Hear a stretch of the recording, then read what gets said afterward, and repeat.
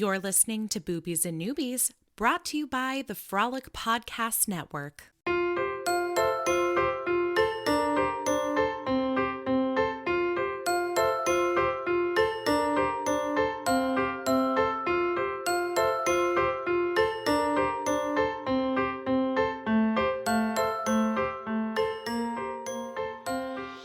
Welcome to Boobies and Newbies, the podcast that asks novice romance readers to think outside the dick in a box and brave the unbridled world of erotica. I'm your host, Kelly Reynolds, and today's episode is coming to you a little later than expected, but you know what? Sometimes life just gets in the way, and sometimes COVID gets in the way of life. But we are here and we are ready. So first things first, let's talk business. You can always catch up on past episodes of Boobies and Newbies on your favorite podcast app or on boobiesandnewbies.com. If you're a fan of the show and you've got a few minutes to spare, I would greatly appreciate a positive review on Apple Podcasts. And last but not least, if you would like to show the podcast a little extra love and support, might I recommend you head on over to our Patreon. We've got monthly patron-only events, early sneak peeks, bonus clips, so much more. And as we're heading towards the end of the year, I have to say those 12 Days of Boobs Miss sneak peeks will be coming on sooner rather than later. And of course, you gain instant access to it all for as little as $1 per month. You will find links to all of the above in today's show notes. And now, please join me in welcoming today's guest. He is a boudoir photographer based in Bend, Oregon. And y'all, I absolutely fell in love with his TikTok account earlier this year. Plus, who better to discuss a boudoir romance book with than a boudoir photographer? Please welcome Caleb Thomas. Hello. Hello. I feel so silly that we're doing this remotely considering we're both Oregonians. I know. But, there's still a good amount of distance between Bend and Portland. Yeah, a couple hours. Yeah. I visited Bend for the first time, actually, earlier this summer, and I went tubing on the river. Fun. Yes. That's always a Bend must. It was, I think, the best way to introduce me to Bend. It is one of the most relaxing ways. It's just one of the most relaxing things ever. It kind of reminds me of like those trips to the water park where they have the lazy river. Yep, that's always the best part of the whole water park experience. I agree.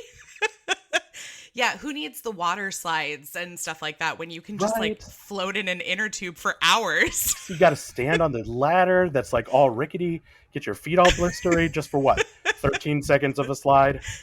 Yeah, no, exactly. No, thank you. For me to be able to find the adult version of the lazy river, that's an actual river and it's only a couple hours away, I consider that a summer success. Yeah. Imagine you really couldn't float down the Willamette, could you? Maybe like get run into by a barge or something. Yeah, and I've been told like, oh, it could be fine, but it could also be like radioactive. You never know. Oh my goodness. I'm sure there are rivers closer than Bend. However, what a charming place, and I can totally see, judging by the photos that you take, that it's a beautiful place to photograph as well. Well, not to get my little tourism hat on, because I did work for 5 years in tourism marketing for Central Oregon, but we have 300 days of sunshine, mostly. That's the marketing gimmick, at least, that we have 300 days of sunshine, and we have 7 mountains and 43 golf courses. Although maybe we should get rid of all the golf courses since we're in a drought. That's a whole other topic. Yeah, 43 golf courses seems excessive, like, to me, for like a state, let alone like one region. It's ridiculous. But no shade to the golfers out there. Sorry. Right. Yes, of course. Whatever makes you happy. But when I found the book that we're going to talk about today, I was like, oh my gosh, this is one of those things where I would love to talk about this with somebody who has experience with boudoir photography. So I'd love to know, and obviously I follow your account, so I know a little bit more than some people do, but how did you get into that? Yeah, so I have kind of always done photography. I paid my way through college doing wedding photos, portraits, corporate videos, that kind of thing. But then as I was like getting done with college, I just kind of got burnt out, especially on weddings. So I was just like, I'm done with this. So I went in house doing marketing and video production and stuff for a couple of different places over the years. But then when we found out that my wife was pregnant, it's like, I don't want to spend this kid's life an hour away from him in an office all day, every day, and see him for 3 hours a day. And so I kind of been starting to get gradually back into photography again. And always my favorite part of doing weddings was like the getting ready pictures when everybody's less stressed. Everybody's still feeling happy and not over anxious and, having a good time with their beautiful makeup and hair and all of the beautiful different layers that go into like a wedding dress and a wedding outfit and all that kind of stuff. And so that's basically what boudoir is. It's like the getting ready part of a wedding without actually having to do the wedding.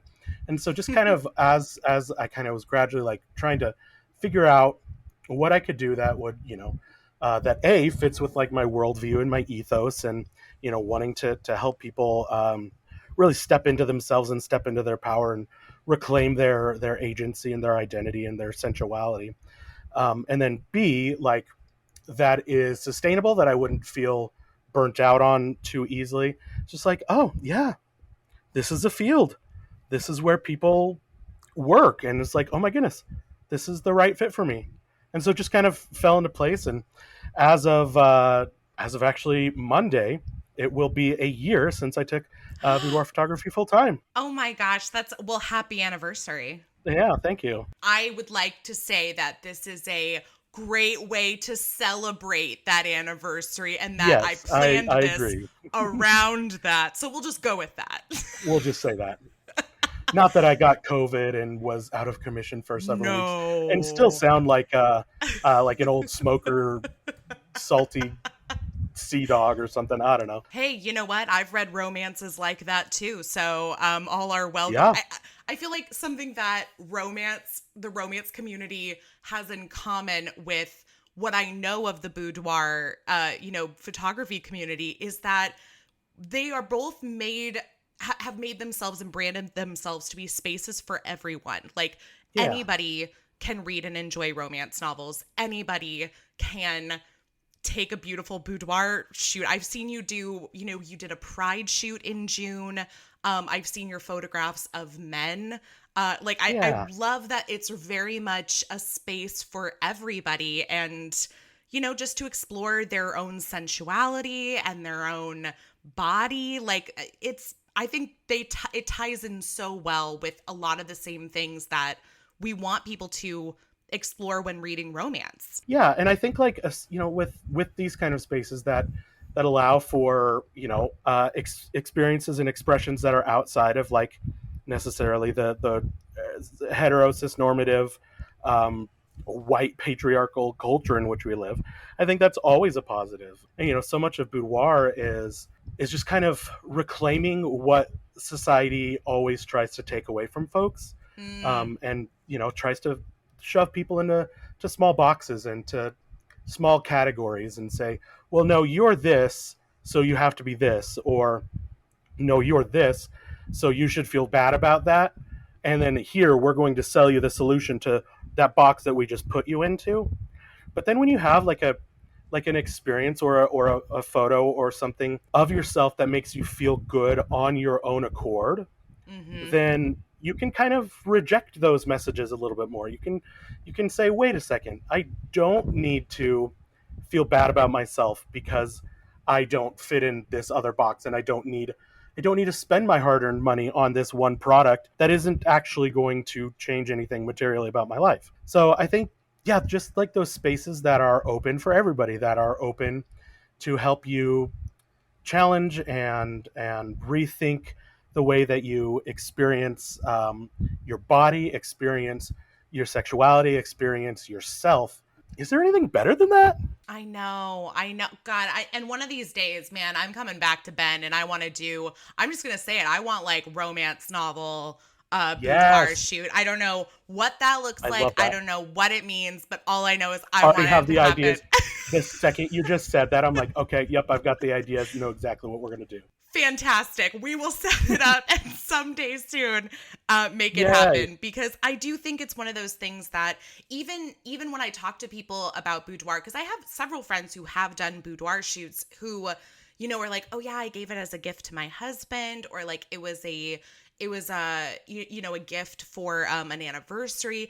And I love that. But I also think that there's something beautiful. And I love this in a lot of the videos you do, that people will come in with that mindset and leave with the mindset of, oh shit, I am incredible. Look at me. I don't need to give this to anybody if I don't want to. This can be just for me and I will be perfectly happy. Yeah, that's like the best part, because a lot of people think that they need a reason or like an explanation for why they're going to come in and do a shoot. But then like, yeah, I'm doing this shoot for my husband. It's our XYZ anniversary, whatever. But then they come in halfway through, they're looking at the pictures on the back of the camera. They're just like, I don't care if my partner sees this. This is for me. Look at me. I'm a bad bitch right here. Look at that. Yes. We need more reasons to celebrate ourselves. And I know Yep. some people will automatically think that that's like a selfish thing, but it's not, Right. because like you said, we are put into boxes, not by ourselves, but by society and men and our parents and our families and our partners, like tell us to be and look like and act like. We need to focus more on ourselves and where we want to place ourselves and what we want to wear and look like. We need to celebrate the things we love about ourselves rather than focusing on the things that we feel like need improvement. Yep. Well, and so my college degree is in Oregon State's equivalent of like film school. Oh, And nice. so one of the things that that you talk about in like television writing specifically is the idea of Flanderization. So the character in The Simpsons, Flanders, the neighbor, he starts out in like early seasons as just kind of a weird, goofy neighbor next door kind of a person. But by the time you get to today, he's just a complete caricature of himself, not really recognizable as a human being in any real meaningful sense. Sure, it's still a funny character, whatever, but like not like literally like a person. And that's what we do to things about ourselves that we look at in the mirror. We look at these small things that like we see as imperfections, and we start out just like, oh yeah, I don't like that about myself, but then give that 6 months, a year, or a decade, and it's like we see that in a way that is that is such a caricature of what like we actually are and what that part of us actually is. And so when you're able to see yourself through an impartial third party, it's like, oh my god, it just like resets that in your head. Resets that little switch. Oh, I love that. Yeah. Well, obviously, if this conversation hasn't inspired everyone listening to go get a boudoir shoot immediately, Yes. I don't think we've done our job right. But I know I'm feeling more ready and willing to do it than ever. So I'm excited about that. And if anybody happens to be in the Pacific Northwest area, Caleb, how can they find you and shoot with you? And even if they're not, how can they find and follow you for more? Yeah, so you can follow me on TikTok, and my username there is caleb.takes.photos. And then you can follow me on Instagram, where my username is just Caleb Takes Photos, no dots. Had to put the dots in on TikTok because this is actually my third TikTok account, because they keep getting banned for community guidelines violations. Anyway, but then you can also, my website is just calebtakesphotos.com, and you can find all of my social media there. Perfect. Yeah. TikTok censorship, not the best. They wouldn't even let me use my regular handle of Boobies Podcast. I had to use zeros instead of O's in Boobies, because they were like, this is pornography. Right. Oh boy. Oh boy. Well, okay, let's talk about romance. Although we won't be going far from our discussion topic of boudoir, because today's book is The Accidental Pinup by Danielle Jackson. And this contemporary interracial romance was published in July 2022. It's available on Amazon for $10.99 Kindle edition. I know that's a little steep as far as the Kindle price goes, but it is a relatively recent release from a trad pub company, so that could explain that. And also based on the IGTV interview I actually did with Danielle Jackson about a month ago, we can probably expect there to be a few more interconnected books in this series. I don't think it's been necessarily announced as a series just yet. However, if you do want to go back and watch my interview with Danielle, it does live on the Boobies and Newbies IGTV channel.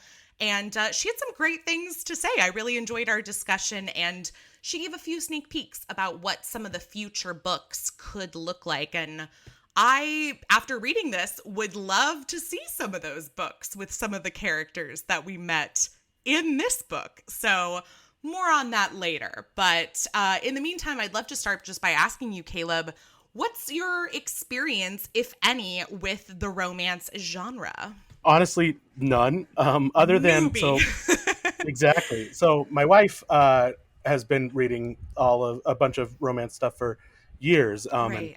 got her a Kindle last year, and she has read so far this year.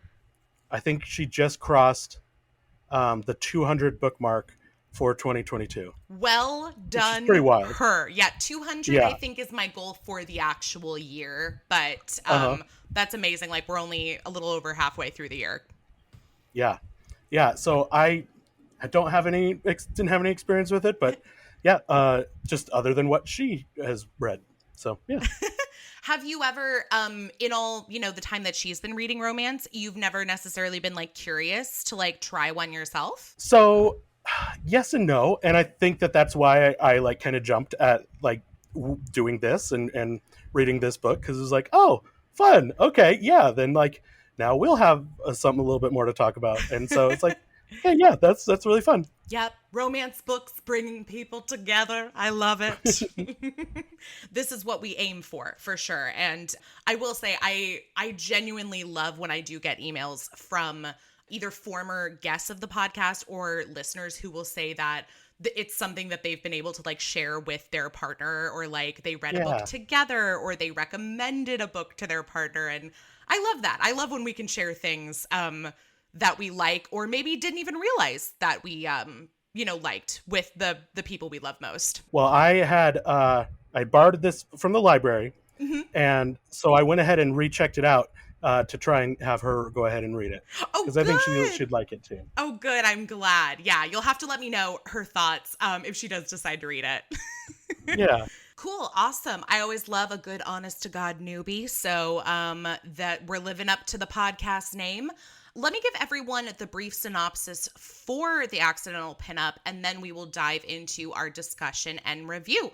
So here you go.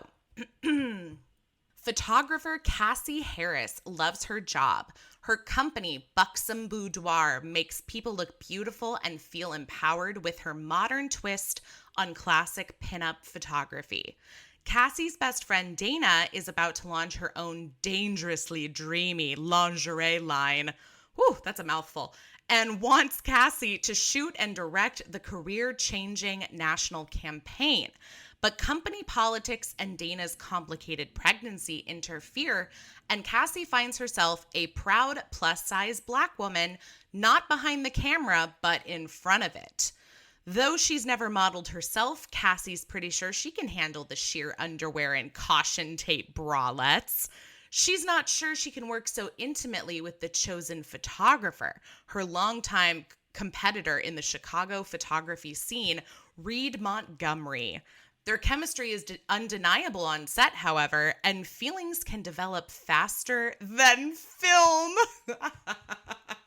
I was waiting. There had to be at least one photography pun in there. Like, if you don't have at least one pun in your synopsis, I think you're doing it wrong. Oh, 100%. Yeah. Like, when it comes to baking or cooking, like, if there's at least like three, like, oh, a pinch of this, a dash of that, and 2 cups of love. So yeah, feelings develop faster than film. Great. We love to see it. So I guess my overall first question would be impressions. What do we think for your first romance novel? I thought it was cute as heck. I really enjoyed it. Although I do have a few technical bones to pick. And you know what? when I did the interview with Danielle Jackson, I told her, I said, oh, you know what? I actually just lined up to do this book on the podcast. And she was like, oh my gosh, no way. That's so exciting. And I said, yeah, with a boudoir photographer. And she was like, oh no. But I want to hear it. And Danielle said that she was always, obviously things change because of romance reasons in books, but I would love to hear your gripes. Oh my goodness. Well, they're nothing like plot wise or anything. Mm-hmm. But first things first, she says at one point that she's got her trusty 5D and she plugs it in via USB to her computer. And I'm like, girl, that's going to take way too long. And that camera is way too old for you to be using it on a pro set. Love it. Love it. Okay. What else? Yeah, another one was like talking about a film type that she used while they were shooting inside. And I was like, oh my goodness, that's going to be way too dark because the film stock. But just silly, goofy things. Not really anything. Overall, none of it stood out to me because I don't know one camera from the next. But there were a lot of times where I'd be like, wow, they're just going out and like shooting things on the street, like no lighting, like nothing, just like, we got to do this with the natural light. We have to do this, I just was like, I feel like this just seems much easier than it is in my head of like how, at least I've been on a lot of film sets and I feel like that's obviously indoors, but even when you're outdoors filming something, there's so much equipment involved. So yeah, like honestly, like with most of my shoots, I shoot them all like outdoors, out in nature with all natural light. And so literally the only gear that I have is just my camera and a couple of lenses. So that worked for me fine. Like, especially as they were like doing the product shoots like on location, in a couple different places, I was getting a little nervous for them just because like, what if somebody just like randomly walks in, guys? And they did like make the note to say that they, cleared out the area, made sure it wasn't. And they're working for a big national brand, so I'm sure, their whole people got that all taken care of. But still, a couple times I was like, oh my God, you're like out in these pavilion areas. There is definitely going to be some weird homeless dude that's going to come and poop in the background of your photo. And it would be possible because honestly, I lived in Chicago for 2 years. So anytime I read about something in Chicago, I get really excited because I love that city. And I would agree, there's a lot of fantastic spots to like photograph. But they were filming the bulk of this in wintertime in Chicago. Like it was like October through February. And I just kept thinking, this would not happen. Like January and February are the coldest months of the year. Like it is below 30 degrees sometimes. And we're just out here willy-nilly walking the street. In fact, there's one moment where she actually criticizes Reid because he's walking around in just his like leather jacket. And he's like, yeah, but I have a sweater on underneath. I'm like, Reid, my friend, I moved to Chicago from California and I had to wear like 3 layers of clothing underneath my winter like down jacket. So don't tell me you put on a sweater underneath your moto jacket. Right. Well, what I really also liked about this was like it felt like I've been to Chicago for like a couple of hours on a layover, so not really been to Chicago, but it felt like it was just like such a love letter to it. Yeah, it really did. Like at least to this one kind of area of Chicago that just like seemed so like quaint and beautiful. And I really liked that. I was like, oh, this feels homey. And it is beautiful. And I mean, that's not to say Chicago's not without its problems because it's also a large city. And we know from the news that it has its issues. However, I will say it is very much like an artist's haven. Like, I mean, I've lived in LA, I've lived in Chicago, I've visited New York, I've lived in San Francisco, I live in Portland now. So I've lived in a good chunk of metropolitan areas, and Chicago always felt like the place where, like, if you wanted somebody to help out on, like, you were filming something over the weekend, anybody would be there at a moment's notice willing to help. Like, if you were there doing a theater performance, people would come support you. They would come watch you. Like, it never felt like in LA, it felt like a chore. It felt like for a lot of people, it was very much, what am I getting out of this relationship? Like, why would I come see your show unless you're going to come do something for me?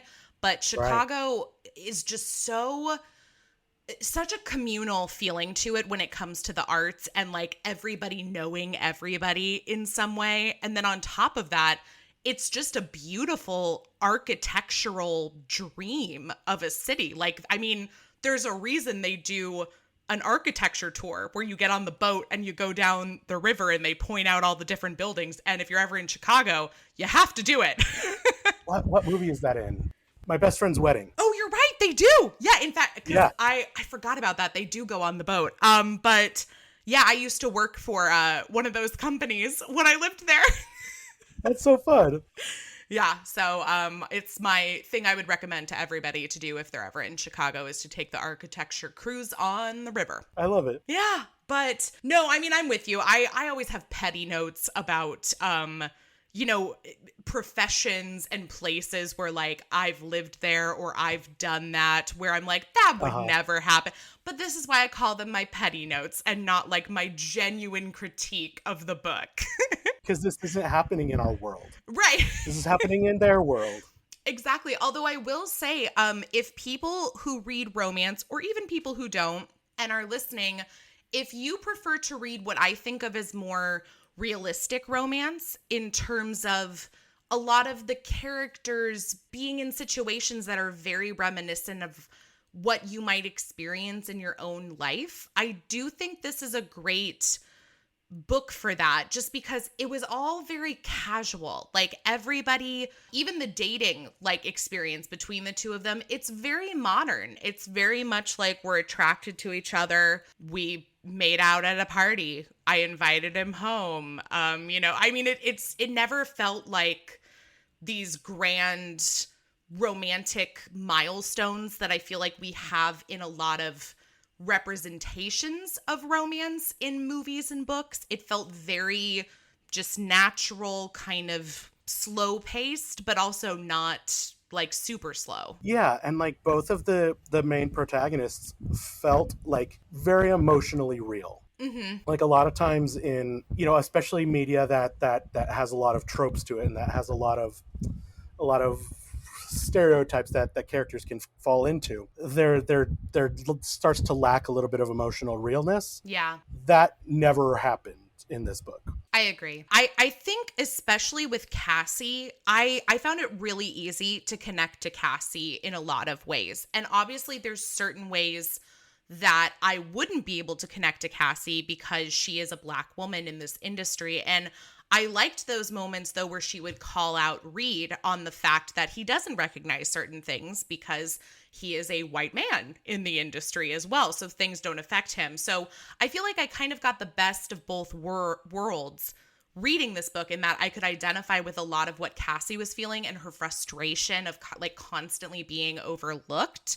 But then at the same time, with Reid, I could understand these moments of like clarity where he's like, oh my God, I never had to think about things this way and the way that it affects you, because that's not my lived experience. So I liked that those weren't major moments in the story, but they were moments that, they felt comfortable enough with each other to be able to have those conversations and listen. Yeah, and there was one point where Reid had, Cassie had told Reid about like her personal project that she'd been wanting to work on for a while. And he got real excited about it, and then like told some people or got some ideas on it.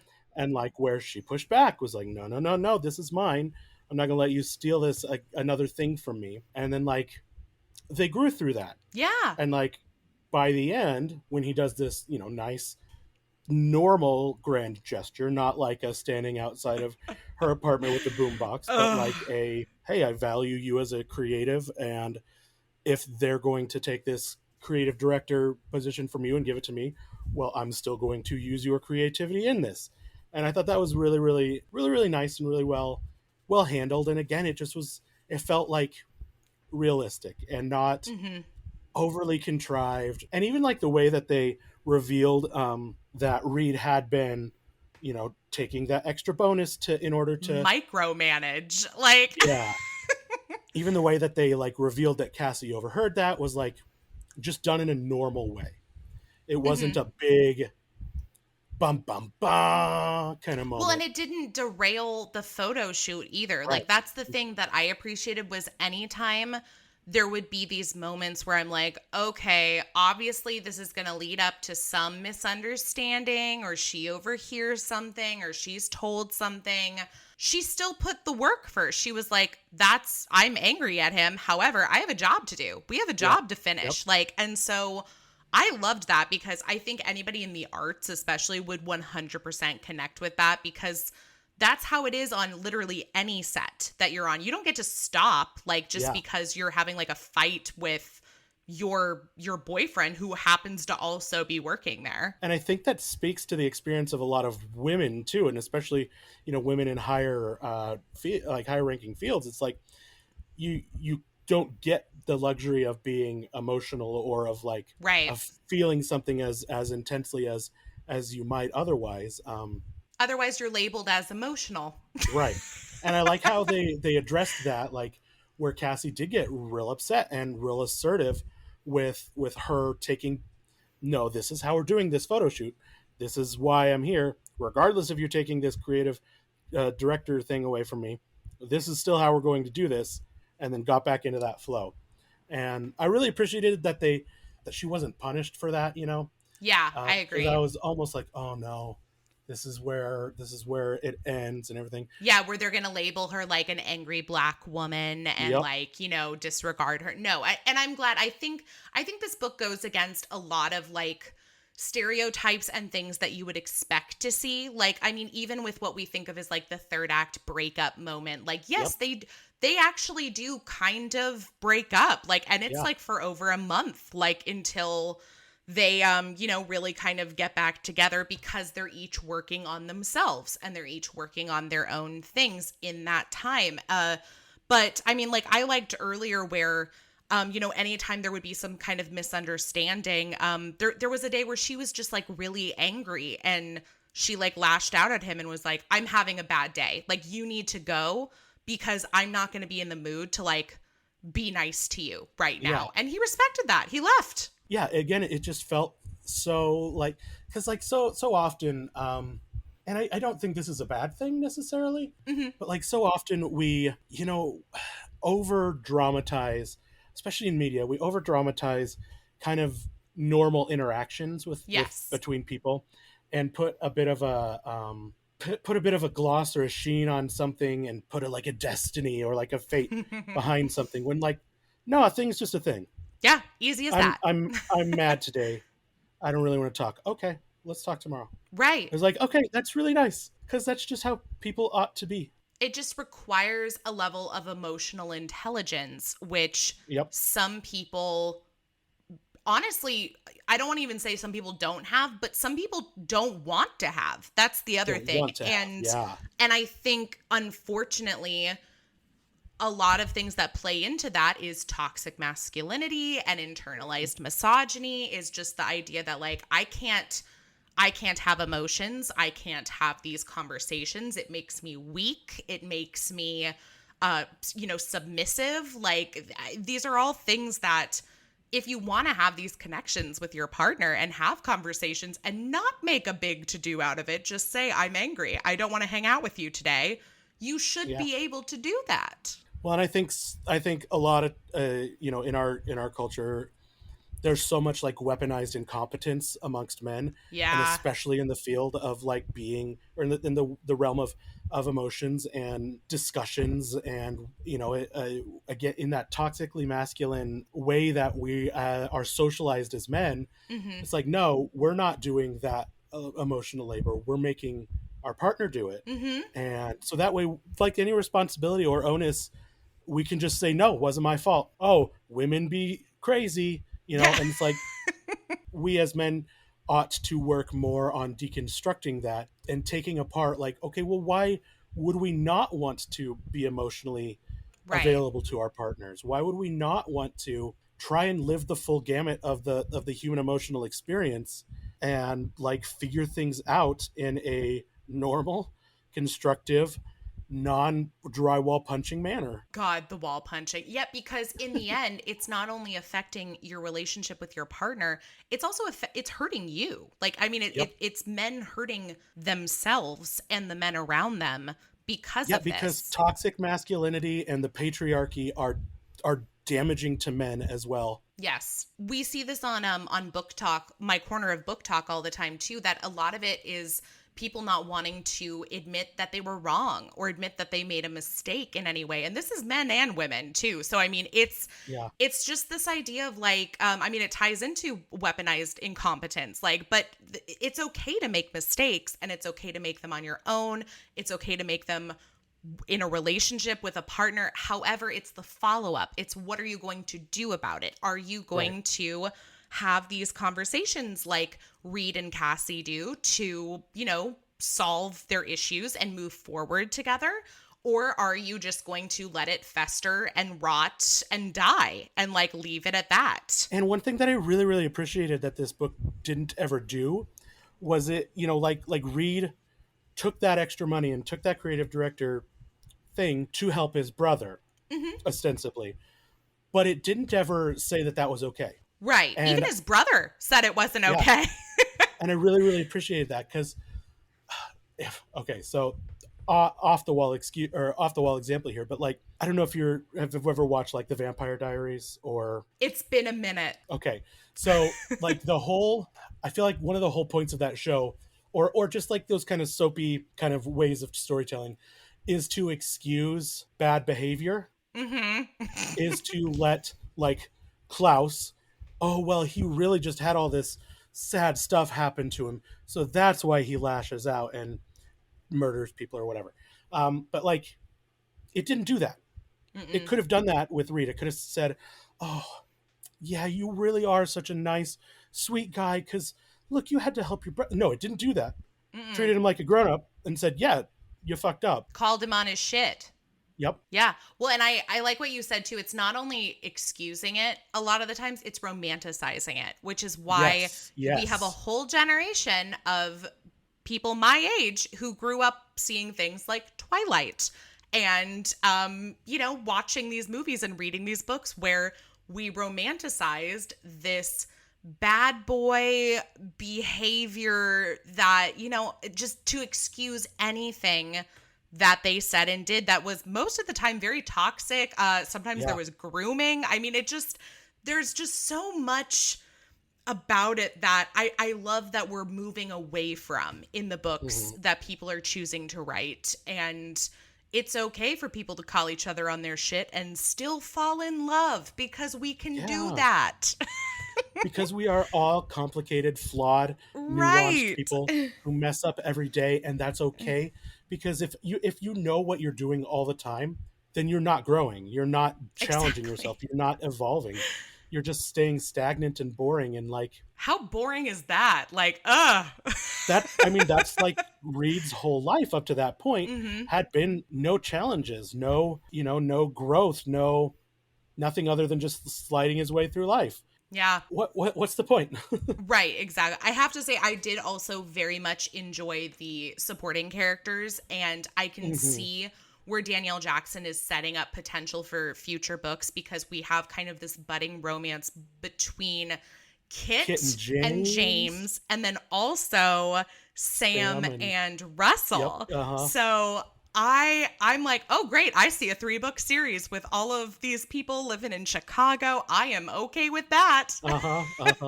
But I can see where they're each also going to have their own things that they're dealing with just based off of what we know about each of them from this book. I will say, I think my one complaint that I have is I feel like the pacing was off a little bit for me throughout because as much as I really did enjoy that there were so many like realistic conversations and like great conversations in terms of handling issues in a, you know, subtle way. Sometimes it felt too easy to me. And sometimes we would also jump from a moment to another moment in the span of a paragraph. Like, for example, Dana, who is the, designer behind this luxury brand of lingerie that I would kill to wear, let me tell you, she is going through like a rough pregnancy, and a chapter ends on a really dramatic note.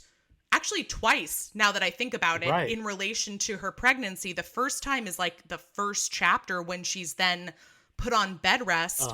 And then the second time is when she's basically rushed to the hospital to have the baby a little bit early. And then the next chapter, there's no talk about that until she calls them up and is like, oh yeah, I'm just nursing the baby. And I'm like, wait a second. I'm sorry. Like, we just went through this emotional turmoil of you being sent to the hospital for early labor, and we're not going to get some kind of notice that everything's okay. Like, that's a lot. It felt to me in a couple of places like kind of like it got a bit of a screenplay syndrome, where like we're expected to feel like a cut to black. Yes. And that's where that emotional next day, oh my God, what just happened? And then we come back in. And yeah, it almost felt like there was like through her editing process, like some things got shaved down a little bit too much, and then some things were a little too cinematic. Yeah, because there were definitely exactly, and I, my background's in screenwriting as well, and so it's like it felt like scenes had been cut, and we hadn't necessarily made up for the fact that those scenes had been cut. It was just like jumping from scene 10 to scene 12, but you had 11 as like this in between for a reason. So to just go from one to the other was a little bit jarring in some it almost places. felt like the PA on set was rushing this next version of the shooting script to the director and like dropped a couple of pages on the way. It was like, uh-oh, but here you go. Good enough. Yeah, and that was the thing, is like it all was still moving in the right direction, but it did feel like some pieces were missing. There was also, I think, sometimes a little bit of an imbalance in terms of like we would focus so much on their relationship, which is good. It's a romance novel. That's what you expect.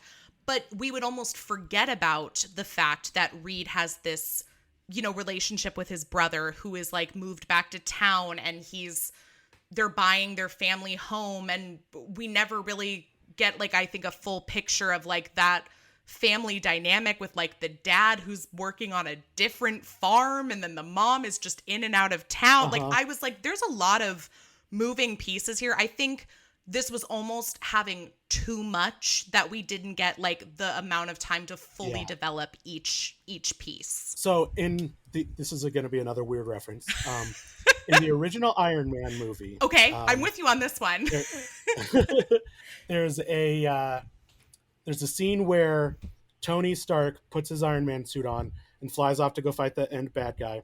And we've got Rhodey in there, and he looks at this Iron Man suit that's hanging up, and he goes, "Next time, baby." And that's what a lot of the little missing scenes felt like. It was like, "Next time, baby." Save it for Russell's book. Exactly. Yeah. That's, and what'll be interesting too is like when and if she does write Russell's book, I'm wondering, will it pick up from where we left off, or will we go back and see some of Russell's POV during the timeline of this book? Because there's a good amount of time in this book where Reid isn't answering Russell's phone calls. Yeah, what is he doing? Is he just freaking out at this house that has asbestos in it, and he's like, I don't know what to do, man. Yeah, I'm like, I want to see like why he came home. I want to see him like struggling to like figure out what to do next. Like, and then he has this house full of asbestos, and then I'm just like, okay, I need a little more context about what's going on here. And same with, I mean, James has clearly got a little bit more, I'll say, like, under control, seemingly so, because he owns this restaurant that, even though he was a filmmaker and was like, I can't make movies, but I can make a restaurant. Whatever. I'll let it go. It's fine. Right. It's like that. We've got our cast syndrome, where like these are the people who are going to do, like Ron Swanson printing out Leslie Knope's signs. It's like, you wouldn't do that in real life, but this is the cast we've got, so Sure. Yeah. cool. Yeah, I will say I do think because we have sort of like it's almost like sitcom where you've got the three men, you've got the three women, and then the one lesbian couple with the baby. And it's like we have them set up, and so I can see it being like very insular moving forward in just that like these are the people we're focusing on. They all hang out together. They all have relationships with at least, one or two of the other people involved. They work together. So I can see moving forward. In fact, I do, now that I think about it, I'm like, this would be a sitcom. Like, I can totally see the sitcom version of this, like in Chicago. And it's a very diverse lineup for the cast for sure. But some of them work together. I would watch the hell out of this as a sitcom. I would too. Like, and there are not enough shows taking place in Chicago, let me tell you. So, or the ones that are all like police or fire or like, yeah, exactly. Oh, Chicago's the worst place ever. I'm like, it's not on fire all the time. So here's what I thought was really, really cool. This got me. Like, it got me a little teared up. She says, Dad, Mom, I love you both very much. There's no way I'd be here without all the support you've given me in my entire life. But I'm not striving to be the best. I am the best. I'm continuing to explore my creativity and make art on my terms. Sometimes it's a photo of vintage lights and an elevated concept for a series. And sometimes it's taking pictures of people at their most vulnerable. And sometimes it's just having someone take pictures of me in my underwear. I know you don't always regard what I do as serious, but you want me to do more, but I'm not going to separate my passion and my business. I'm going to fight and work really hard like I already have been to do both on my terms. It's like, fuck yeah. Word. That's the conversation that I wish so many of us like could have or like have the strength to be able to have like with our families. That's incredible. Yeah, it was so cathartic. And like, it was so cathartic, but at the same time, maybe we didn't have enough of the groundwork to make it as cathartic as it could be in story, in universe, but like out of universe, it was like, oh my God, yes. Yeah, no, but exactly. In that maybe we needed her to be maybe a little more hesitant with them at the beginning, but we're trying to pass it off as something that was more of just a passion project at the beginning, as opposed to claiming it as this is one and the same. And so I love that she has this perspective. I just wish we could have been a part of her journey to get there a little bit more, because it feels like that journey started before the book even started. So yeah, and I think one minor little thing that could have like changed a lot of that is, so it makes a point in the book several times to say that she pays full rent for both her apartment and her studio that her parents own the buildings of. And I thought it could have been if she had been getting a break on her rent. And then she's going to like be able to pay full price if there and was everything. if there was like a legitimate insecurity about, oh my God, am I doing this on my own? Or am I the benefit of having my parents give me a cut on the rent? And then at that point where she says, no, I am doing this on my terms, like then it could have felt a little bit more.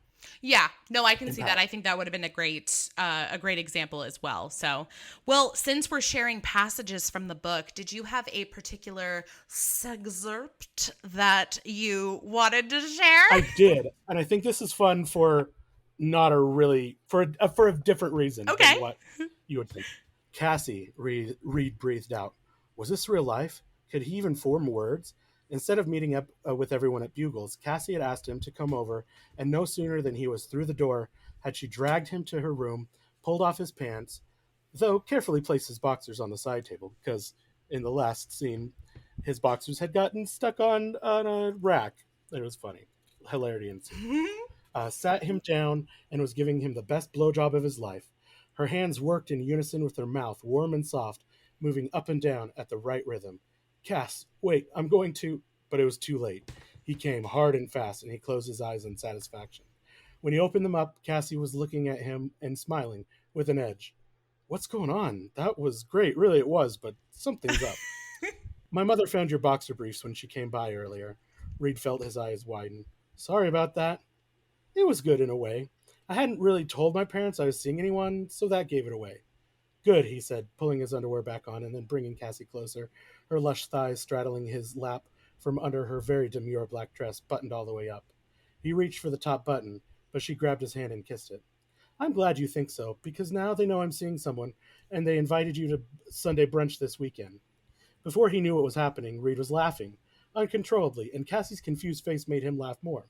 She playfully pushed him away and fell back on her cushy bed. What's so funny? She asked, smacking his chest and starting to get up. His eyes went to her waist to keep her on top of him.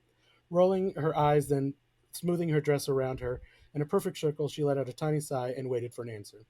Did you bring me over here and give me possibly the best blowjob of all time just to ask me to go to brunch with your parents?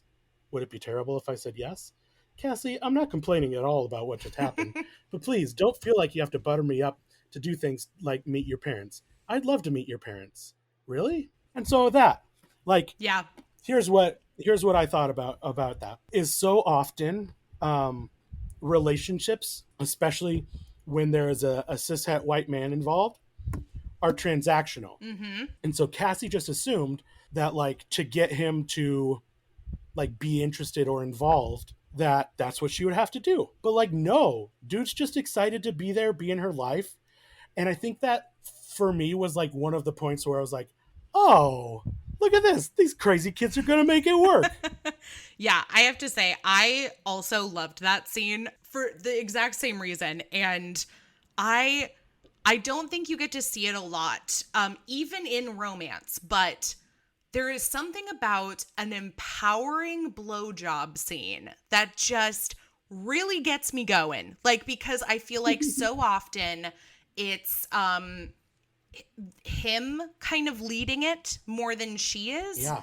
And when you get the female characters who are just like, oh my God, they're the thing I want to do right now more than anything is like bring you to your knees by like going down on you. And I say this as somebody who wrote a empowering blowjob scene into my holiday novella because I was just like, yeah, she's feeling really good. So you know what she does? She drives over to his apartment and gives him head. Like, and it just, yes. I'm just like, why not? Why not? Like, it does not have to be him in control. Like, in fact, I would venture that a great blowjob scene and a great blowjob is him out of control. Like, so I love to read that. And, you know, it was both sad in a way that she has these expectations, but that is the expectations that I think a lot of people have.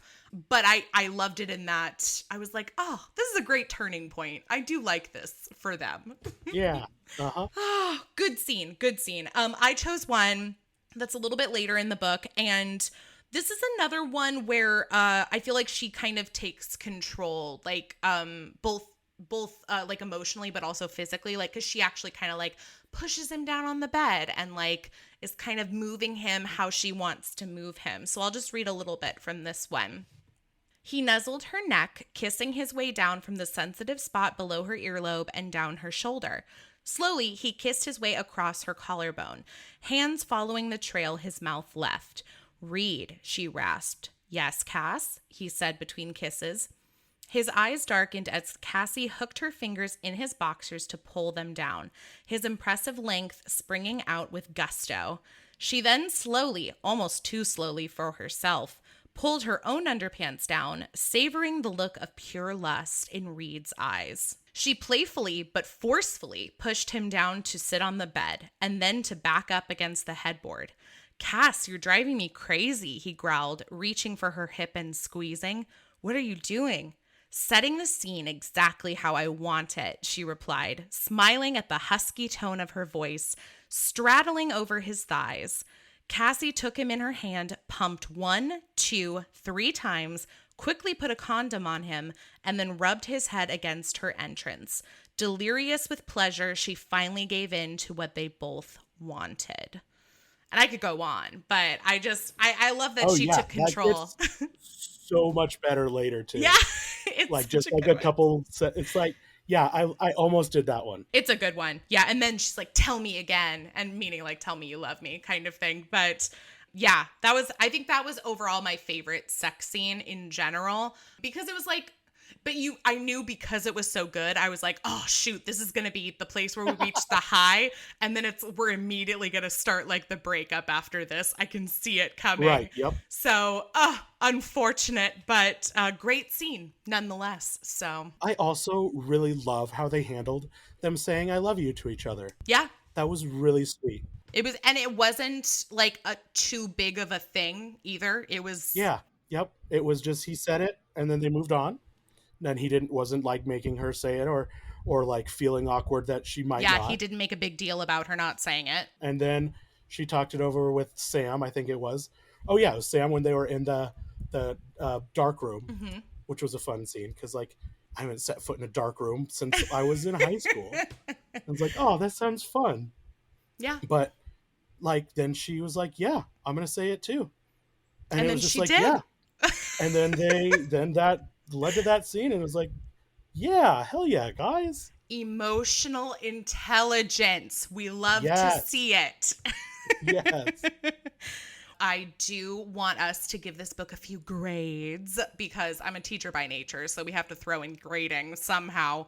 But we here at Boobies and Newbies rate our books on the heart, humor, heat scale because alliteration is sexy. And We love it. we love it. On a scale of 1 to 10, 10 being the very best that it could possibly be for you, of course. Let's start with heart. What do you think? It was so freaking heartful. I That's not a know. word. I'm gonna give it a good 9.2. No, we get a lot of 0.5s. We don't get a lot of 0.2s. So I will take that. Yeah, I'm with you. I think the heart was like for sure like the highest rating for me, and I would probably give it a solid 9. Because I think between them, between their friends, between their family, like there are so many opportunities for heart here. Yeah, and like there wasn't like a evil antagonist to like No. over dramatize it. It was just like people being people and people being Yeah. sweet to each other. Yeah, not And I even the love it. executives. I kept thinking, I'm like, oh, here come the executives. They're going to be the Right. big old bad guys. And no, it just, usual bribery, whatever. But Yep.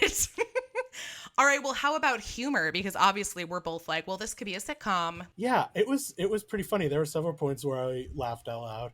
I'm gonna give it like a good 7.85. These ratings just get I'm better getting and real better. specific. Well, and we're neck and neck because mine was 7.5. Like I think there's a lot of humor. I think they have great banter and dialogue. I think the relationships are great. Is it the most laugh out loud book that I've read this year? No. But I had a giggle or two. And if they did make a sitcom, they could make it funnier for sure. I know. Oh yeah. I would just love like a boudoir based sitcom. That would That'd be the so best thing ever. good. You know what it always is? It's like we have all these ones where it's like they work at like a magazine. It's always like a magazine, a women's magazine. I'm like, that's great, but like we don't have to go as corporate or as big. Like I also Right. think I would much prefer and buy the idea of 20s and early 30 somethings working in boudoir than I would a 24-year-old being like the VP of a magazine. Like Exactly.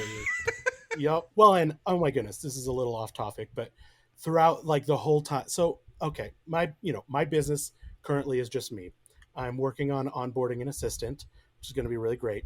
But I don't have a studio space of my own because Bend, Oregon real estate is obscene. And like there aren't a lot of consistent, like normal, regular things that would be in a workplace that I have, right? Sure.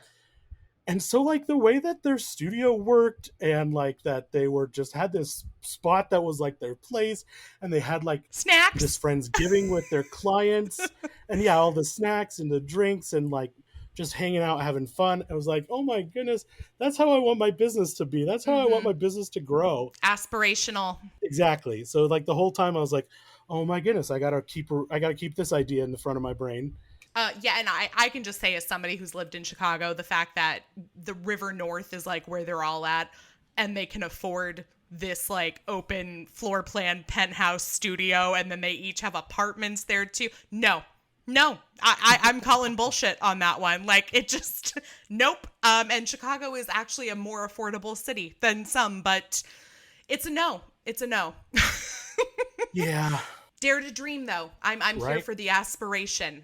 So, okay, last but not least is heat. What do we think as we are sitting in each of our homes, me sweating my ass off? Oh my goodness, me too. It's hot here. This is kind of weird because for me, it was like, wow, they just said that, But like I'm telling my wife about them, and she's like, wait, you're like halfway through the book and they haven't even like there's only been like a boner. So I don't know. Like for me, I would say like a 7 or something. Mm-hmm. But like I guess in like the regular like romance world, like probably like a 5 or something. I don't know. Well, I'll tell you, I feel like, here's the thing. Everybody has their own heat scale. And so for me personally, here on the podcast, out of 10, I've basically kept it consistent by saying that if there's at least an on the page open door sex scene, it is at least a 5. Because less than 5, it could be that it's alluded to, but it happens behind closed doors. It could be that maybe they just kiss, maybe they just make out, and we don't actually see them have sex or hear about them having sex during the book. And then it can be literally none of that, and they share a chaste kiss at the end, usually in the snow. So, it's, but then on the flip side, we work our way up the scale. Are we adding in toys? Are we adding in kink? Are we adding in, right. Voyeurism? Like any really whatever way you want to go. But so for me, it's definitely on the page. There's more than one scene. We get some oral action. We get some full penetration action. It's not the most graphic, which I don't have a problem with. Like, honestly, I kind of like when it's not too specific, where we know where everybody's putting every single body part at every single time. Like, then I'm playing like Mind Twister sometimes. And so, right. Yes, where you're like, okay, well, wait, is that physically possible? yeah, like I kind of like that it was just, she's giving me the best blowjob, and not like her tongue is doing this and her lips are doing this and her teeth are doing this. I'm like, that's exhausting. So I think I'll go with a 7, maybe like 6.5, 7. It would have to get a little bit kinkier, a little more dirty talk to like bridge from like 7 to 8 for me. So, gotcha. Yeah. But yeah, no, I think it's, I think it fit the mood of the book. Like, I think it matched the tone of the book, which is honestly more important to me. Yeah. Well, and it's funny. I almost feel like, so there's the 2 characters who were like Cassie's regular clients, who were that weird couple who were always like trying to push it a little bit further than usual. And I was like, almost felt like, oh, hey, is this an allusion to like what some people might expect from a book like this? Is this a little like addressing people or calling people out or something? I mean, to me, I think it could have been what some people might think they expect when it comes to a boudoir shoot, too. Which is very true. That it's, and I do know people who have done, I don't know if they call them boudoir shoots, though. I have friends who have done like couple shoots and what I would think of as a more erotic photography shoot with their partners, but in no way would I expect that when I hear the term boudoir. Right.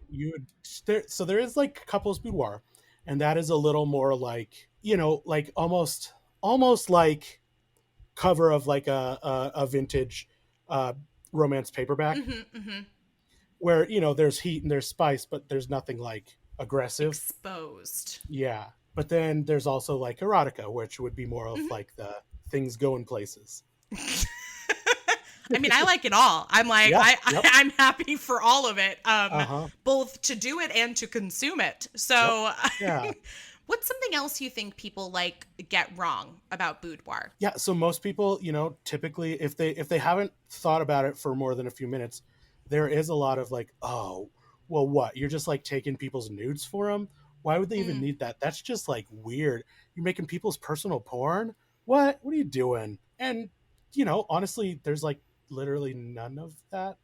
Like it's a completely different intention, Yes. and like a completely different objective. And yeah, I think a lot of people just get, especially like so like general people, general client or general like public would think that it's a little dirtier than it is, right? Mm. Or a little more morally questionable Oh, or of course. filthy. Raunchy, dirty. Right. And then I think a lot of like clients coming in think that it's going to be a little bit more high pressure and more of Mm. like an artsy, like, ha ha ha, like, Mm. I don't even know what you'd say, like, pretentious kind of a thing. Yeah, highbrow. I got you. Yeah. We're like, honestly, like, they're just laid back and goofy and fun and we have a good time and everybody's silly and we're all making jokes and everybody's just feeling good and happy and yeah, it's just a all the way around positive experience where like you don't have to know anything coming in, you don't have Mm-hmm. to know how to pose, you don't have to know what to do with your hands, you don't have to know what to do with your face, you don't have to bring in, you don't have to go to a fancy boutique and spend thousands of dollars on lingerie. Some of my best selling pictures are of a client with their partner's ratty t-shirt Love it. or with a sheet Mm-hmm. and nothing else. It's like the simple, you don't have to, a boudoir shoot doesn't imply complexity. Mm. In fact, like the least complex or the less complex, the more comfortable and the more real they're going to be. Yeah. Well, and setting aside our petty notes about like, high price studio apartments and Uh-huh. the cameras and everything, like, do you think this book captures kind of like a good, accurate idea of what pinup it, or not pinup, but there is pinup, but of what boudoir photography is? Yeah, definitely. One of the through lines that they mention regularly is the power of it, the empowering feeling, the seeing yourself in a new light and seeing yourself as you actually are rather than what your brain says that you should be. Mm-hmm. And they mention that so often. And the way, like, honestly, like some of the other clients that were like at the Friendsgiving or who are just like talking Cassie up, it's like, yeah, I know those people. Yeah. I've worked with those people. I know who they are. And they do the same thing for me. Mm. And it's just like this, like, It's a community. yeah, that's one of the things that I think this book got most right, especially about the boudoir world, is that there's nothing really salacious about being involved in it in the first Mm-hmm. place. And B, it's a positive, beautiful community experience that helps you see yourself as you are and as you should be seen and helps you see yourself through kinder eyes. Well, and I don't think it's exactly the same, but I think I could apply a lot of the same principles to romance. And so I for one would love to see a lot more crossover between romance readers, romance stories, and the boudoir community, because I think they share a lot of the same tenets. And so I would love to see that happen. I can't promise you that there will be lots of romance in the future about boudoir photography, but at least we do have Danielle Jackson to hope for We a do. couple more books. So I think the last thing I want to know from you, Caleb, is do you think after this experience you would read more romance? I would. Yeah. Even ones without boudoir? Yeah. Yeah. Okay. You bet. Well, I would start with your wife because I'm sure she's got some recommendations for you. Well, she told me that she's advanced and I'm at best a moderate right now. So Got to work your way up the ladder. exactly. Well, we'll find you something else. We will find you something Yeah. else. And until you can eventually bridge that gap to the expert connoisseur level. Right. Well, until then, thank you so much for this. Like I said, I Yeah. am so excited to someday come down to Bend and shoot something with you. But until Yes, then, definitely. you know who to come to for some romance recommendations. You bet.